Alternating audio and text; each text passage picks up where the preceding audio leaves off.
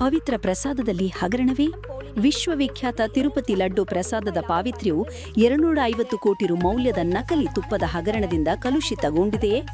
ಒಂದು ಆಘಾತಕಾರಿ ಬೆಳವಣಿಗೆಯಲ್ಲಿ ತಿರುಮಲ ತಿರುಪತಿ ದೇವಸ್ಥಾನ ಟಿಟಿಡಿನ ಮಾಜಿ ಕಾರ್ಯನಿರ್ವಾಹಕ ಅಧಿಕಾರಿ ಎವಿ ಧರ್ಮಾರೆಡ್ಡಿಯವರನ್ನು ನವೆಂಬರ್ 11, 2025 ಮಂಗಳವಾರದಂದು ಸಿಬಿಐ ನೇತೃತ್ವದ ವಿಶೇಷ ತನಿಖಾ ತಂಡ ಎಸ್ಐಟಿ 9 ಗಂಟೆಗಳ ಕಾಲ ವಿಚಾರಣೆ ನಡೆಸಿದೆ. ತನಿಖಾಧಿಕಾರಿಗಳ ಆರೋಪದಂತೆ ಟಿಟಿಡಿಗೆ 68 ಲಕ್ಷ ಕಿಲೋಗ್ರಾಂಗಳಷ್ಟು ಕಲಬೆರಕೆ ರಾಸಾಯನಿಕ ಆಧಾರಿತ ತುಪ್ಪವನ್ನು ಪೂರೈಸಲಾಗಿದ್ದ ಅವಧಿಯಲ್ಲಿ ಖರೀದಿ ಮತ್ತು ಮೇಲ್ವಿಚಾರಣೆಯ ಕುರಿತು ಈ ವಿಚಾರಣೆ ಕೇಂದ್ರೀಕೃತವಾಗಿದೆ. ಇದು ಈ ವರದಿ ಸಮಾಚಾರದ 1 ನಿಮಿಷದ ಸಂಕ್ಷಿಪ್ತ ಸಾರಾಂಶ. ವಿಸ್ತೃತ ವರದಿಗಾಗಿ ಈ ವರದಿಯನ್ನು ಮುಂದೆ ನೋಡುವುದನ್ನು ಮುಂದುವರಿಸಿ. ಈ ತನಿಖೆಯು ಲಕ್ಷಾಂತರ ಜನರ ನಂಬಿಕೆಯನ್ನು ಅಲುಗಾಡಿಸಿದೆ. ಸಿಬಿಐ ನೇತೃತ್ವದ ಎಸ್ಐಟಿ 2019 ರಿಂದ 2024 ರವರೆಗೆ ನಡೆದ